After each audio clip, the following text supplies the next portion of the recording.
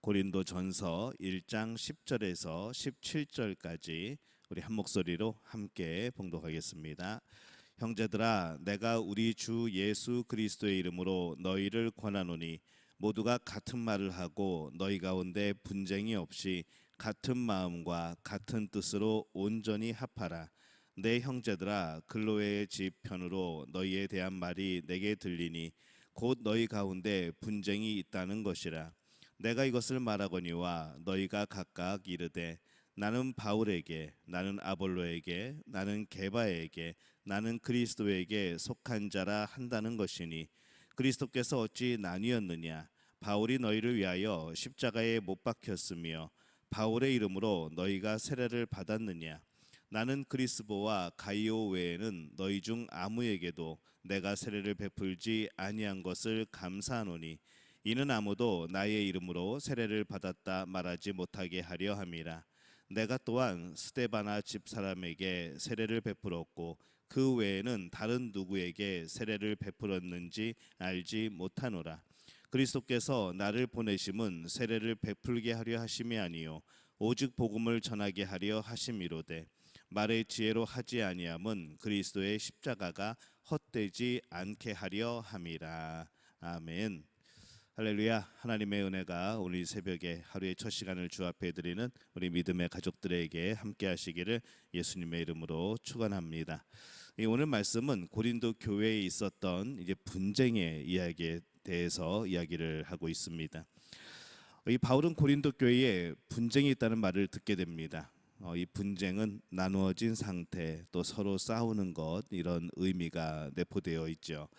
근데 이 분열의 가장 큰 이유가 무엇이었는가 하면은 이 12절에 보면은 내가 이것을 말하거니와 너희가 각각 이르되 나는 바울에게, 나는 아볼로에게, 나는 게바에게, 나는 그리스도에게 속한 자라 한다는 것이니라고 말씀을 합니다. 그들이 바울파, 아볼로파, 게바파, 그리스도파로 나뉘어져 있었다는 것이죠. 고린도 교회를 세운 바울과 또 바울 이후의 사역자로 또 굉장히 웅변을 잘하고 매우 고린도 이 도시와 어울렸던 이 아볼로, 또 기독교회의 영웅이었던 베드로, 그리고 이 앞에 파에 속하지 않은 다른 사람들이 앞에 당파 사람들과 자신들을 구별하기 위하여서 뭐 굳이 이름을 지은 그리스도파까지 다양한 그런 분파들이 있었습니다. 근데 이런 모습이 왜 일어났을까라고 생각을 해보면은 이 고린도라는 도시의 그런 분위기가 또 문화가 그랬다는 것이죠. 그러한 분파가 나눠지는 것은 그 고린도 도시에 있어서 매우 익숙한 그런 모습이었습니다. 고린도 도시에는 수많은 철학자들이 있었고 또 수많은 웅변가들이 있었고, 그래서 이 수많은 철학자들과 웅변가들이 모여서 서로 지혜를 겨루고 서로 또 때로는 토의를 하고 때로는 또 그것으로 다투기도 하고 이런 일들이 굉장히 많았습니다. 돈 많은 사람들은 그 중에 한 명의 후원자가 되고 또 사람들도 그 중에 한 명을 추종하게 되는 것이죠. 그러다 보니까 한 명의 철학자, 한 명의 웅변가가 있고 또 그것을 후원하는 사람들이 있고 또 그것에 맞추어서 그를 따르는 사람들이 있고, 이러다 보니까 도시 전체가 마치 어떤 연사를 중심으로 한 팀을 이룬 그런 것처럼 서로 움직이게 된 겁니다. 서로 자신들이 더 뛰어나다고 다투고 경쟁하는 것이 그 도시의 분위기였다는 것이죠. 그래서 또 이 연사를 중심으로 후원하는 사람과 또 그 사람을 추종하는 이 문화를 보면은 자신의 명예, 또 자기의 과시, 또 체면, 이것과 굉장히 연결이 되어 있었습니다. 그러니까 우리 모임이, 우리 집단이 제일 뛰어나야 되는 것이죠. 그래서 후원을 하는 것이고 또 그래서 많은 사람의 추종을 받을 수 있도록 그렇게 노력한 것이고, 그러다 보니까 이들이 그렇게 사이가 좋을 리가 없었고 그들의 일상이 늘 그랬습니다. 그러한 문화가, 문제는 교회 안에 그대로 들어왔다는 것이죠. 그대로 그 문화가 들어와서 교회의 중요한 인물을 중심으로 분파가 형성이 되고 서로 경쟁을 하기 시작합니다. 그들은 그러한 분파가 또 경쟁이 전혀 이상하지 않습니다. 자연스러운 일이었죠. 그것이 그렇게 틀리다고 생각하지도 않았을 겁니다. 당연히 어떤 뛰어난 인물이 있으면 그를 따르는 사람이 생겨나고 또 후원하는 사람이 생겨나고 또 고린도 도시에서 뭐 항상 일어나고 있는 일이기 때문에 교회 안에서 분파를 이룬다는 것, 그들이 보기에는 아무렇지도 않았고 그것이 잘못된 것이라는 것을 그들은 알지 못했던 겁니다. 그들이 교회에 지금 들어와 있는 겁니다.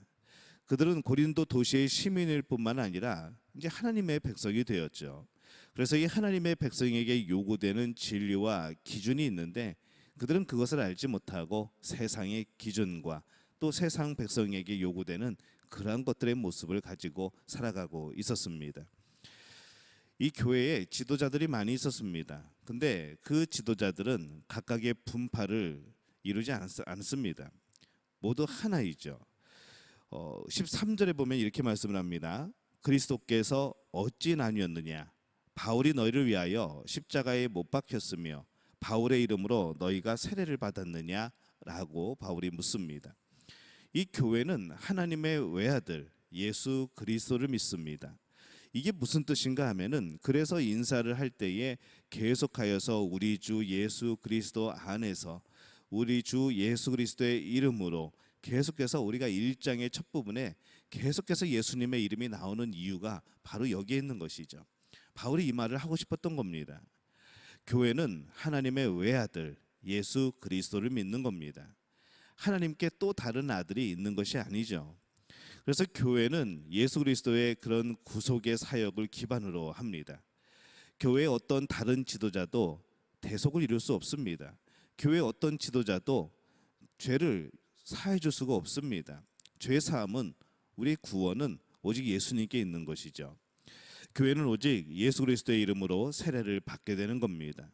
바울이 아무리 뛰어나다고 할지라도 바울의 이름으로 세례를 받는 것이 아니라는 것이죠.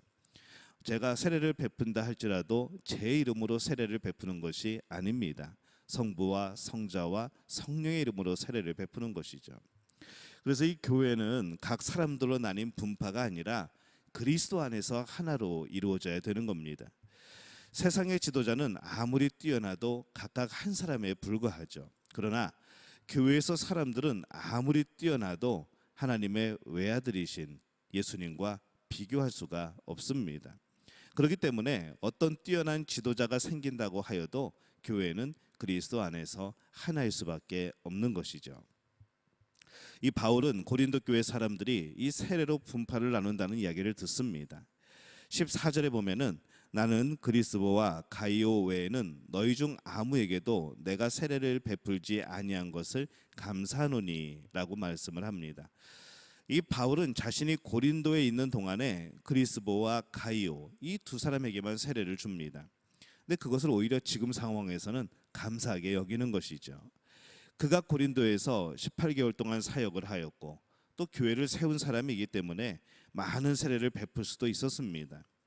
그러나 그는 어떤 원칙을 가지고 아마 어떤 세례를 주지 않았던 것으로 아마 그렇게 보입니다. 오히려 그것을 지금 바울은 감사하게 생각하는 것이죠. 이 오늘날의 교회 지도자들은 이 바울의 이 마음을 잘 새겨야 될 겁니다. 이 교회에서 양육을 하게 될 때에 어떤 특정한 제자를 만들면 안 된다는 것이죠. 예수님의 제자를 만들어야 되는 겁니다. 우리가 교회에서 제자 훈련을 하고 또 어떤 특정한 리더들을 세워서 또 교육하게 하고 그렇게 하지만은 이 리더들이 정말 마음에 새기고 중심에 새겨야 되는 것은 내 제자를 만드는 것이 아니라는 것이죠. 나중에 뭐 고맙다는 말을 듣고 나중에 감사하다는 말을 들을 수 있겠지만은 그것이 내 영광이 되어서는 내 면류관이 되어서는 안 된다는 겁니다. 리더는 교회 리더는 자기 사람을 만드는 것이 아니라 예수님의 제자를 만드는 것이죠. 자기의 사람을 만드는 것이 아니라 예수님의 사람을 만드는 겁니다. 비록 그 리더가 수고하고 그 리더가 섬기고 그 리더가 사랑하고 헌신하지만은 결국 그를 예수님의 사람으로 만드는 것이 이 리더들의 역할인 겁니다. 이 진정한 제자 훈련은 지도자가 아니라 그리스도가 드러나는 제자 훈련이 되어야 되는 것이죠. 이 바울은 진정 중요한 것이 무엇인지를 말합니다. 복음의 핵심은 그리스도의 십자가입니다. 그리스도의 십자가를 모르면 복음도 없는 겁니다. 복음을 전한다고 한다는 것은 복음을 위해 헌신한다고 하는 것은 그리스도의 십자가를 붙드는 겁니다. 누구에게 세례를 받았는가 이것을 통해 파당을 만들고, 누가 웅변을 더 잘하는지 이것에 따라 또 파당이 만들어진다면 결국 그것은 그 자신을 과시하게 되는 것이고 그리스도가 아니라 사람이 중심이 되어지는 그런 모임이 되어버리는 것이죠. 복음과는 전혀 거리가 멀게 되어 버립니다. 복음은 그리스도의 십자가입니다. 복음은 다른 사람들과 경쟁하여서 이기고 자기를 드러내는 것이 아니고 다른 이들을 위하여 자신의 목숨을 내어주신 그리스도의 십자가를 담고 그 십자가를 지는 삶인 것이죠. 그래서 이 분쟁과 복음은 방향이 전혀 반대입니다. 분쟁은 내 자신을 드러내는 것이고 복음은 자신을 죽이는 겁니다. 바울은 심지어는 말의 지혜를 때로는 낮추었습니다. 그가 많이 배운 사람으로 그는 화려한 수사학을 사용할 줄 알았고 그가 가진 지식은 굉장히 좋은 가문에서 좋은 학문을 배웠던 사람입니다. 뭐 말 잘하죠. 바울이 우리가 쓴 이 성경의 여러 가지 책들을 보면은 그 논리이고 그 여러 가지 그런 표현들이고 이것이 얼마나 굉장히 아름답고 때로는 정말 논리 정연하고 얼마나 복음에 대해서 예수님에 대해서 그렇게 자세하게 써내려갔는지 우리는 놀랄 뿐입니다. 하지만은 그러한 말의 지혜로 전해진 복음은 복음이 아니라 말로 끝날 수 있는 것이죠. 때문에 복음을 위하여 때로는 그러한 말의 지혜까지 바울은 겸손히 낮추고 죽이게 됩니다. 자신이 드러나는 말이 아닌 예수님이 드러나는 말, 또 예수님이 드러나는 지혜, 그것을 위하여서 그는 늘 조심하고 애썼던 겁니다. 고린도 교회는 하나님의 교회였습니다. 십자가의 교회입니다. 그렇기 때문에 이제는 분쟁이 아니고 십자가의 낮아짐을 드러내는 성도가 되어져야 했던 것이죠. 오늘 우리의 모습을 또한 봅니다. 오늘 우리의 모습은 과연 어떤가? 우리는 예수님의 제자로 살아가고 있는가? 예수님의 사람으로 살아가고 있는가? 아니면 어떤 특정한 리더의 사람으로 살아가고 있는가? 오늘 우리는 이것을 늘 점검해야 합니다. 교회가 파당으로 나눠지지 아니하고 오직 십자가로 하나 되는 것, 이것이 예수님이 원하시는 그러한 교회의 또 공동체의 모습이 되어지는 것이죠. 그 누가 주인이 돼서는 안 됩니다. 오직 주님이 십자가가 주인이 되어야 되는 겁니다. 우리 믿음의 가족들은 오직 그리스도의 십자가의 길을 가는 그런 성도와 교회가 되어지기를 바랍니다. 그렇게 살아가게 될 때에 또 그 복음을 붙들고 살아가게 될 때에 주님은 우리에게 놀라운 역사를 이루실 것이고 우리 또한 헛된 것이 아닌 헛된 방향이 아닌 십자가를 향하여서 그 진정한 하나님이 기뻐하시는 삶을 살아가게 될 줄로 믿습니다. 오늘 이 복을 누리는 우리 믿음의 가족들이 되어지시기를 예수님의 이름으로 축원합니다.